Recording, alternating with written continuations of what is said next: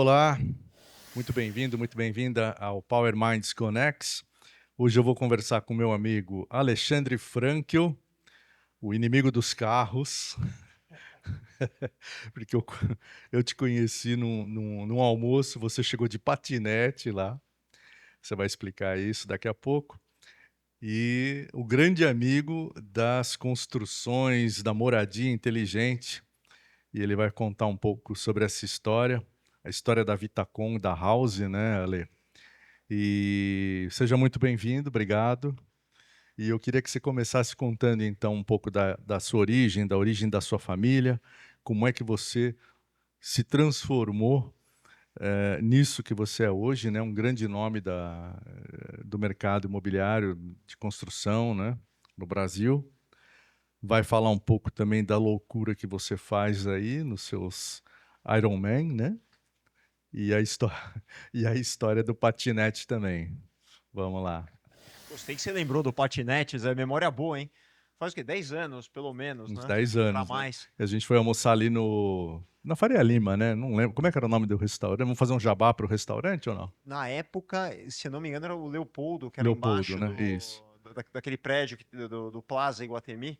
É um prédio muito famoso aqui em São Paulo, né? Para quem não é aqui de São Paulo, onde ficam as maiores assets e escritórios, né? Os family offices, eles ficam ali. Tinha um restaurante, que era um restaurante muito bem frequentado, que era o Leopoldo. Eu tive a honra de almoçar com você.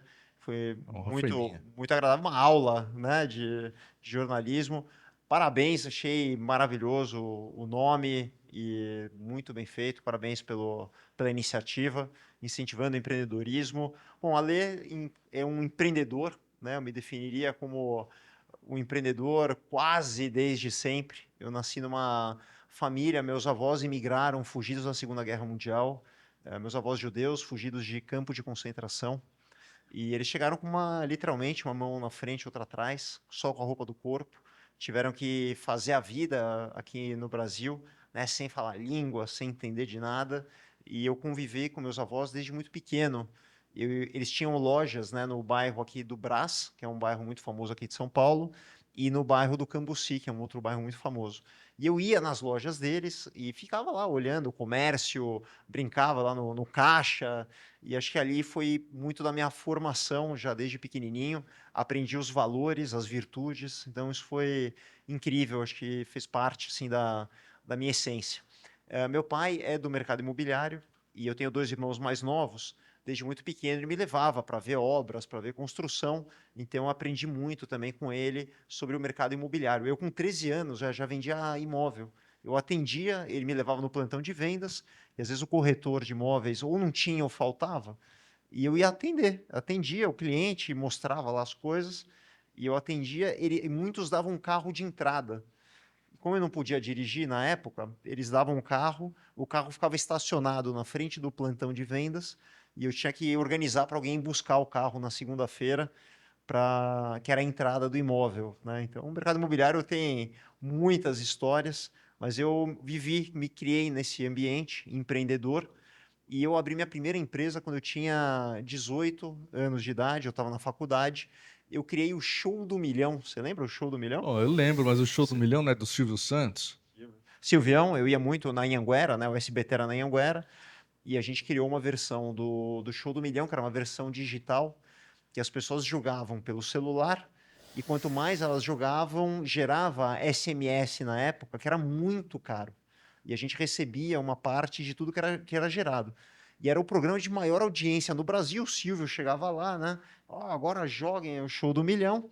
E foi uma jornada de muito sucesso. Eu vendi essa empresa, fiz minha primeira saída de mercado ainda bastante jovem, com 23 anos de idade, e coloquei um dinheiro no bolso, foi na época um dinheiro importante, e falei, o que que eu vou fazer agora, né? Vou empreender de novo. E aí aconteceu algo muito importante, que aí veio a história do patinete, que você me perguntou, né? Que cargas da água você tem a ver com patinete, mobilidade. Quando eu vendi a empresa, eu era um cara que ficava muito tempo no trânsito, sabe? Não sei se você pega muito trânsito. São Pedro tem trânsito, não? Não, São Pedro, quando tem dois carros na sua frente, o pessoal já fica estressado. Ah, que trânsito horrível. Bom, São Paulo tá horroroso, tá pior que o pré-pandemia. Então, tráfego aí que as pessoas ficam horas e horas. E eu era uma pessoa que ficava 4, 5 horas por dia dentro de um carro, que representa 45 dias úteis no carro por ano, né? Se você faz uma conta, você imagina, 45 dias é mais do que você passa viajando com a família, muitas vezes mais do que você estuda, do que você se exercita. Era um desperdício de tempo, um estresse, uma energia mental muito grande. E quando eu me casei, eu fui morar num apartamento bem pequenininho, que era muito perto do meu trabalho. E eu comecei a fazer os meus trajetos a pé, de bicicleta, e isso mudou completamente a minha ótica sobre a cidade, a minha qualidade de vida, o meu lifestyle. E eu falei, puta, olha que maravilha, né? Olha o que dá para fazer se você abrir mão, talvez, de um pouquinho de espaço, para morar num bom lugar, você tem uma vida, uma qualidade muito melhor, mais tempo. E aí surge essa filosofia de que as pessoas podem morar melhor, priorizando a mobilidade. Eu escrevi 3 livros de como viver em São Paulo sem carro, que foi um grande manifesto, junto com o Leão Serva. Você conhece o Leão? Então, Conheci, conheci. o Leão é um grandíssimo amigo. Então, a gente escreveu 3 livros juntos, né, que é um grande manifesto desse estilo de vida. E eu resolvi fundar uma empresa do mercado imobiliário para permitir que as pessoas morem perto, tenham acesso aos apartamentos em bairros que são muito caros, né? Você vai hoje no, por exemplo, você vai num bairro nobre de São Paulo, um apartamento estúdio pequeno custa facilmente R$ 1 milhão. Então poucas pessoas conseguem acessá-lo. Então vamos democratizar a moradia, tornando os apartamentos mais enxutos e as pessoas podem morar e a pé para o trabalho, e de bicicleta, e assim nasce a Vitacom, né? Vita é de vida, com construindo vida, para que as pessoas tenham uma vida mais saudável, com mais tempo, com mais harmonia. Então, assim a gente começa a jornada. 2009, né? 2009. Vamos fazer 18 anos agora, uma loucura, né? Na verdade, começou um pouquinho antes, né? Você tem os preparativos e tudo, mas a data inicial, que é o primeiro lançamento da companhia, é 2009. E as pessoas não entendiam nada, é porque o apartamento compacto na época, ou era uma kitnet, ou era quarto e sala, não era bem visto, sabe? Os bancos não gostavam, as pessoas achavam que era depreciativo, as imobiliárias mais chiques do Brasil não queriam vender porque era, de certa forma, depreciativo. Então a gente precisou explicar para as pessoas. Nós criamos o termo estúdio, não existia o termo estúdio, era kitnet que se falava. Então nós falamos, não, é um estilo de vida, não é porque a pessoa não tem grana, ela está optando morar num apartamento, numa condição mais prática, num lugar mais nobre, e ela está escolhendo esse estilo de vida. Assim nasce a Vitacom, então as pessoas começaram a entender aquilo que a gente estava falando lá pelo 20º prédio, depois de muito suor, muita saliva para explicar o que era, e assim foi a nossa jornada, né? Então, um prédio, 2 prédios, 10, 20, hoje são mais de 100 prédios já executados aí nessa nossa história, com um grande mérito, né, de ter reinventado um mercado. A gente trouxe um modelo novo para o mercado, do qual a gente se orgulha muito de ter provido essa qualidade de vida para os nossos moradores. Hoje são mais de 30 mil clientes na nossa história. É, né, antes de 2009, né, bem antes, aliás, eu morava num desses apartamentos pequenos. Eu era estudante, né? Na região tinha muito apartamento pequenininho, quarto-sala, kitnet para estudante e tal. E era muito barato, mas era meio mal visto mesmo, assim, né? Era uma coisa meio precarizada e parece que o conceito de precarização contaminava o prédio todo, né? Não tinha nada, tinha um porteiro e só, e o elevador, né? Isso foi uma outra grande revolução, porque o que a gente entendeu? A pessoa ela está morando num apartamento mais compacto, então ela tem um espaço diminuto, mas ela quer receber amigos, ela quer ter um espaço para trabalhar, talvez mais arejado. Então nós entendemos que a área comum do prédio é uma extensão da casa da pessoa, e não necessariamente aquele negócio de um salão de festas ou que ninguém usava. Então nós criamos áreas que complementam a casa da pessoa. Então a gente colocou coworking, colocamos uma sala de jantar que ele pode usar sob demanda, rooftop, para ele fazer uma festa, um evento. Ele tem sala de ginástica, e daí ele pode morar num apartamento menor, pagando menos IPTU, menos condomínio. Ele tem acesso àquele bairro mais nobre, só que ele tem todo um complemento, né, das áreas do prédio, que além de socializar, fazer negócios, conhecer pessoas, network, que, aliás, vocês fazem isso aqui muito bem, a gente descobriu um novo modelo, um novo estilo de morar. E aí foi um sucesso imenso, né? A Vitacom realmente criou aí um novo mercado que não existia e, graças a Deus, de muito sucesso. E hoje uma empresa grande, com governança, fazendo aí projetos maravilhosos por São Paulo inteira. São quantos colaboradores hoje? Hoje o grupo está com cerca de 850 colaboradores diretos, mais na obra, se você for colocar nos canteiros, esse número vai para mais de 3.000 colaboradores. Você abre faturamento das empresas, não? A gente costuma falar mais em VGV, né, em GMV, então a Vitacom vem lançando consistentemente entre 1 bi e 1,5 bi nos últimos anos. Esse é um ano, se os juros ajudarem, né, a gente tem aí um ano que pode ser muito bom. Aliás, eu ouvi uma frase que eu achei fantástica, né? Esse ano pode ser muito bom, pode ser muito ruim, ou pode ficar igual, né? Quem diria, não? Então, é isso, mas eu acredito, eu ainda estou otimista. Eu acredito que resolvendo a questão da guerra hoje, que está gerando uma instabilidade, tem eleição, mas eu acredito que hoje a gente aí tem uma visibilidade, né, de uma queda de juros, de uma economia mais pujante. Então, eu ainda estou bastante otimista. Nesse ano é um ano que a gente tem aí uma possível aceleração. Vamos ver, estamos medindo, né, com pulso para ver como é que vai ser, mas eu ainda estou bastante otimista em relação a esse ano. E a House vem crescendo bastante também, uma empresa hoje que já gira aí algo em torno de 500 milhões, já é uma empresa que tem um porte grande, principalmente por ser uma startup tão nova. Então, hoje são as duas principais empresas do grupo. Gosto muito também de fazer investimentos em outras empresas, mas são menores e de forma mais passiva, né? A gente vai entrar como investidor, não como operador de outros negócios. O mundo dos games você abandonou total? Eu abandonei. Eu gosto muito de tecnologia. Hoje eu gosto muito do mercado de tokens, AI, gosto bastante. Muita coisa em tecnologia. Então isso hoje me agrada bastante. Eu gosto muito de estar sempre participando. Eu sou membro da Endeavor também, né, que é uma rede de empreendedores de alto impacto, que ela reúne os maiores empreendedores do Brasil. Né? Muitas empresas que a gente conhece hoje, a Gympass, por exemplo, o Mercado Livre, né, são pessoas que passar iFood, são pessoas que passaram ou são de alguma forma coligados à Endeavor, e a gente aprende muito a como gerar impacto, né? Como empreender. Essa rede se ajuda muito, é um programa muito bacana para você poder ir para esse alto desempenho. Antes da gente ir para o nosso quadro Caixa Preta, que a gente vai extrair os seus segredos mais ocultos, bons, ruins ou péssimos. Isso é bom. Me dá a sua última mensagem aí de otimismo, pessimismo ou mais ou menismo para o Brasil. Sempre otimismo. Mercado. Eu tenho alguns conselhos, né? Um que parece bastante óbvio, mas a única forma de ser bem sucedido é amar, ter uma paixão por aquilo que você faz. Não há outra forma. É muito duro, você vai ter momentos assim horrorosos economicamente falando, momentos difíceis.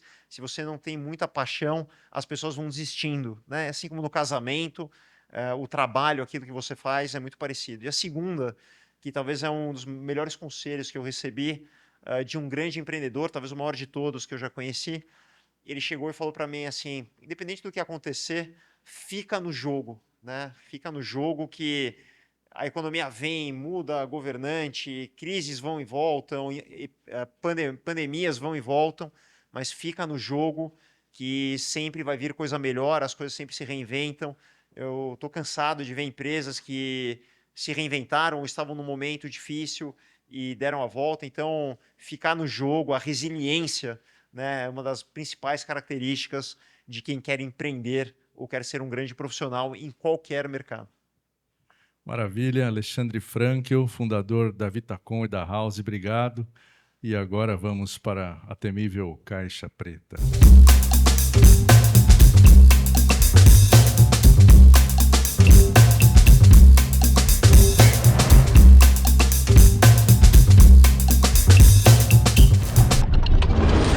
Você precisa ver isso pessoalmente. Premium sofisticado e impactante. Não é uma casa de festas, é Diamond House. Quando sua marca escolhe a Diamond House, ela escolhe se posicionar com força e sofisticação. Mais do que um espaço, oferecemos uma mansão exclusiva, com estrutura premium, tecnologia de ponta e uma vista de tirar o fôlego. O ambiente certo potencializa seus resultados. E aqui tudo foi pensado para elevar a sua marca. Agende sua visita agora e descubra como transformar o seu próximo evento em um marco. Meu nome é Flaviana, sou CEO da Mabruc Consórcios, uma empresa com mais de 10 anos de experiência no mercado.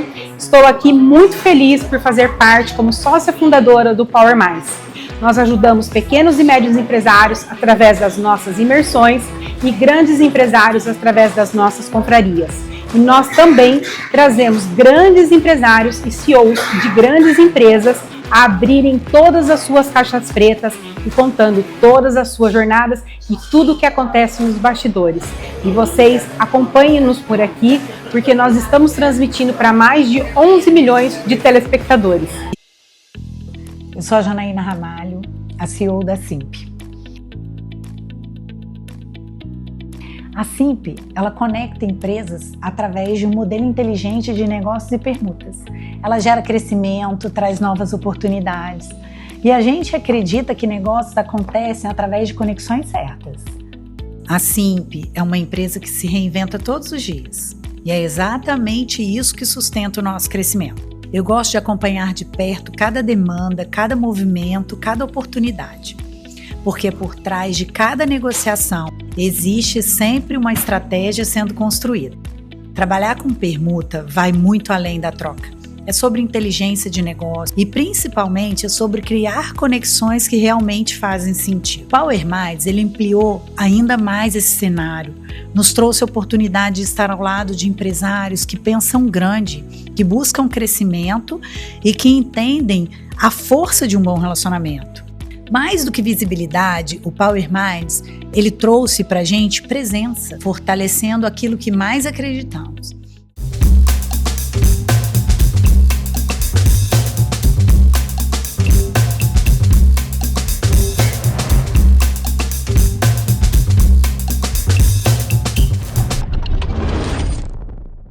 Agora estamos naquele momento crucial que é a caixa preta. Daqui saem as perguntas que o Vicente não fez e poupou o convidado até esse momento, não é isso, Marcelo? Com certeza, aqui vamos abrir a sua caixa preta agora. Vou começar com uma pergunta leve. Alexandre, o que é que mais você se orgulha de ter feito? Putz, muita coisa. Primeiro os meus filhos, sem dúvida nenhuma, e depois as empresas que a gente criou o legado, né? Acho que isso é muito legal. Mas os profissionais que a gente impactou, isso, puta, me orgulha demais, sabe? As jornadas, as histórias criadas, isso é o que faz valer a pena essa jornada tão dura. E no meio dessa jornada toda, você já pensou em desistir? Jamais. Nunca. E vou te falar, já passei momentos difíceis, momentos muito alegres, né? Muita coisa bacana, mas desistir nunca foi uma opção. E o que mais você se envergonha de ter feito na vida pessoal e empresarial? Agora é hora de abrir a caixa. Por envergonhar, estou pensando aqui. Com certeza já tiveram momentos, né? Acho que olhando aqui na história, eu me lembro agora de um prédio que a gente fez que eu achei que eu ia arrasar ali. Prédio, pé direito duplo ali. Inventei lá um quarto que eu idealizei um apartamento que era para pessoas que eram divorciadas. Então ele tinha um lugar para o filho, era um quarto pequenininho para receber o filho com o pé direito duplo, porque a pessoa tinha privacidade e tal. Puta, não vendeu nada, foi uma cagada monstra assim. Foi o único prédio na minha história que eu tive que recuar e fazer de novo o projeto, porque não vendia, assim, o pessoal não entendeu ou não gostou da ideia. Sua ideia foi muito disruptiva. Não sei se é vergonha, mas foi uma falha grande ali. Porque quando você erra no mercado imobiliário, não é um erro pequeno, né? Então, ali a gente recuperou bem, porque a gente fez um projeto que é o nosso carro-chefe, que foi muito bem depois, mas foi realmente... Teve que voltar atrás, perder o dinheiro do projeto, do lançamento, do marketing, do tempo, mas no fim deu tudo certo. Vem cá, e teve alguma coisa que você se arrepende de não ter feito? Sempre tem, né? Acho que passam na nossa frente, né, algumas oportunidades de sócios que queriam entrar no negócio, de terrenos que apareceram na frente. Você não vai acertar todas, o não fazer às vezes também faz parte. Mas eu sempre tive a filosofia de preferir me arrepender por ter feito do que por não ter feito, né? Então, até pelo caráter empreendedor, eu tendo a fazer mais. Mas algumas passaram, algumas oportunidades, alguns cavalos selados. Mas lembra que, sabe que é um negócio assim, você não faz, mas depois também você não é que fica martelando ali, né? Não fez, não fez, tá tudo certo, segue o jogo. Qual foi a decisão mais inteligente que você tomou como essa, mas que ninguém te aplaudiu? Eu vou te falar, uma que me marcou muito, a gente estava fazendo os apartamentos compactos, né? E eu falei assim, eu vou fazer um apartamento de 10 metros quadrados, que foi algo, na época, muito disruptivo. Puta, a galera falando, isso aí é um lixo, ninguém vai querer morar nisso. Assim, foi um desapoio total para fazer. Aliás, a Vitacom, né, quando eu comecei, todo mundo, isso aí ninguém vai querer morar nisso, aí esquece. Assim, tipo, apoio nenhum, né? Todo empreendedor, acredito que a galera aqui que está fazendo negócio, está começando algo, você dificilmente vai ter apoio de alguém, até na sua família, às vezes quer te defender, né? E fala, não, isso aí não vai dar certo, e tal. E então foi sempre uma jornada muito difícil, mas de novo, a resiliência, eu segui adiante. Mas o apartamento de 10 metros era um negócio que falaram, isso aí esquece, vai dar com a cabeça no muro. E foi um dos maiores sucessos e margens que a gente fez na história. Olha só. Que momento você percebeu que não dava mais para crescer sendo aquele empreendedor bonzinho? O bonzinho, eu não sei se a palavra é bonzinho, mas eu já tive que me reinventar algumas vezes na história, tá? Porque acontece, conforme você vai crescendo, o que você fazia não vai mais dar certo em determinado momento. Então eu tive alguns wake-up calls, né, que é aquela chamada, né, quando você tem um despertar. Então eu lembro uma muito importante, eu lembro que o meu escritório era um prédio era uma laje que tem tipo um mezanino, sabe aquela de pé direito duplo? E todo o nosso escritório ficava nesse mezanino, né? Então vocês imaginam, ali tinha um salão enorme. E eu lembro que um dia eu subi nesse mezanino, eu saí de uma reunião, e a hora que eu olhei assim para as pessoas, cara, eu falava assim, puta, não pode ser que eu estou trabalhando com esses caras. Eu não reconhecia, eu não me identificava, cara. A galera, outra cultura, outro jeito de se portar. E aí, o primeiro wake-up call foi, puta, eu não sabia, eu empreendo desde muito cedo, né, desde 18 anos, eu não sabia da importância das pessoas no negócio.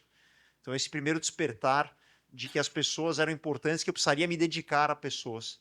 E daí eu comecei a estudar muito sobre o assunto, me dedicar à área de pessoas, ao bem-estar, a como montar times, a ter um olhar muito clínico sobre isso, entrevistar todas as pessoas. Então, esse foi um. O outro, quando você atinge uma determinada escala, né, tem um livro que é maravilhoso, que ele chama Outliers. Recomendo muito que quem não leia, que ele fala que as empresas elas começam com uma família, né, geralmente são 3, 4, 5 pessoas, todo mundo se fala na mesa de jantar, a empresa anda, o negócio vai embora. Depois de uma família, ela vira uma tribo, né? Aí já 30 pessoas, pô, daí já precisa ter cacique, precisa ter o pajé, né? Precisa ter uma organização, regra, senão vai dar ruim. Daí depois quando chega em 100 pessoas, ela já é uma cidade. Aí precisa ter prefeito, subprefeito, administrador, secretário, porque senão vira um caos, né? Imagina, cada um faz o que quer ali. Daí depois de uma cidade, ela vira um país, depois de um país, um continente, e por aí vai. Então, você tem que aprender que você administrar uma família, uma tribo, é diferente de administrar um país. E as suas habilidades, como coordenar times, como ter uma hierarquia, uma governança. E eu falava, puta, isso é besteira, né? Puta, coisa chata, né? Governança. Mas se você não consegue administrar, né, um negócio que cresce, se você não adquirir novas competências. E eu tive que adquirir, porque eu não sabia, cara. Eu fui empreendendo na raça. E hoje eu estudo muito, eu tenho coaches, mentorias, eu participo de organizações que eu consigo aprender para poder me tornar um executivo, um empreendedor melhor. Me diz uma coisa, e de onde vem essa força para ser resiliente desde os 18 anos, passando um perrengue que você passou, irmão? Que era um pouquinho, veio um pouco da família, né? De você ter ouvido em casa. Eu acredito que muitos de vocês, né? Quem vem de uma família de médicos, muitos vão ser médicos, quem vem de uma família de advogados, então é muito da base daquilo que você ouve. Eu vivi numa família de imigrantes que tiveram que vencer, né? Saíram do nada. E acho que isso fez parte da minha fundação, né? Da minha criação. Então foi muito natural ir para o empreendedorismo, né? Seguir nessa jornada. E daí você vai ganhando resiliência, casco, tem um pouco de, obviamente, de paixão, né, por amar aquilo. Mas, cara, com certeza eu devo estar nos 10% inferiores aqui em termos de inteligência, de conhecimento. Pô, tem pessoas muito mais inteligentes. O que eu sou, o que eu garanto, eu não desisto nunca e sou muito disciplinado. Aí eu não paro nunca. Então, e tomo porrada e volto de novo mais forte. E, cara, toma um tombo, volta de novo e acha alternativas, porque as adversidades vão acontecer com certeza. Né? Nada, não é um caminho reto, né? Muita gente você vê o empreendedor de sucesso, acho que o cara saiu daqui e chegou lá. Cara, a jornada é uma maluquice, é uma gangorra. E realmente a resiliência é uma das principais características de todo empreendedor que queira vencer. Legal. O que você acha que dá mais prejuízo? O ego ou o medo? Os dois, mas acho que o ego, Marcelão. O medo, de certa forma, é bom, né? Porque ele te limita em alguns casos. Ninguém gosta de admitir, não gosta da palavra medo, mas na verdade todo mundo tem, porque senão você faria qualquer maluquice, se jogaria de 10 andares para não precisar pegar elevador, você tem medo, então é saudável. Agora, o ego realmente mata, né? As pessoas cometem erros Derruba, e né? derruba, então controlar o ego está muito no estoicismo, cara, é algo que ele fala de uma forma muito explícita, né, de como você tira o ego. O Marcos Aurelius, que é um dos grandes idealizadores, né, de toda essa filosofia, ele trata muito desse assunto, né, de como domar o ego, de como lembrar que você é mortal, né, de que você também tem limitações. O imperador mais poderoso de todos os tempos da época, né, do mundo conhecido da época, ele controlava o ego dele. Então isso é muito importante. Show. E para fechar, se tivesse que deixar uma verdade para quem está crescendo, quem está nos assistindo agora, são mais de 11 milhões de telespectadores, para aquela câmera ali, qual recado você deixaria? Para quem está crescendo, Sim. cara, não desista nunca. Você vai estar crescendo, em algum momento o crescimento está mais acelerado, mais devagar, ou tem alguma diversidade. Mas se é o teu sonho crescer, não é de todo mundo, tá? Não é todo mundo que precisa crescer, ou qual é o seu limite, qual é o seu sonho. Então é importante saber aonde você quer chegar, né? Isso é algo importante também. Mas não desista nunca, né? Fica no jogo, que a recompensa mental, o prazer de ter feito, de ter uma jornada incrível. Tinha um grande alpinista, né? Que muita gente fala assim, não, o objetivo é chegar no topo, né? É chegar no cume da montanha, esse é o objetivo. E daí não, né? Ele falava assim, o mais importante é a jornada, né? Essa todo mundo já sabe, né, da jornada. Mas daí ele falou assim, mas mais importante ainda do que a jornada é com quem você está naquela jornada. Então as histórias que você vai contar, as amizades, a formação, a felicidade das pessoas, isso faz realmente valer a pena. E recomendo que você tenha paixão e fique numa jornada, né? As pessoas desistem muito fácil, Herbert. Pô, eu vejo, desistem do casamento, desistem, o cara fica 6 meses na empresa, conclui o ciclo, faça parte, crie vínculos, né? Tenha amor por aquilo que você construiu, que isso vai te tornar uma pessoa melhor, mais forte para os próximos passos. Então, meu conselho de coração para você que é empreendedor, você que pensa em empreender, você que está na jornada de crescimento, vai aqui do fundo do coração.